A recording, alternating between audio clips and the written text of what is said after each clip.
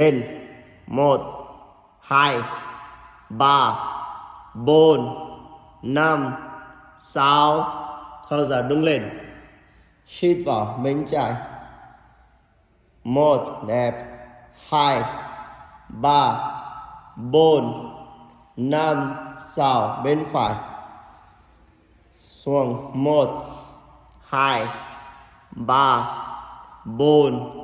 5 6 lên hít vào thở ra bên trái slowly 1 2 3 4 5 6 lên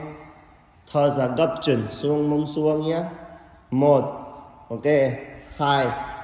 3 4 5 6 hít vào lên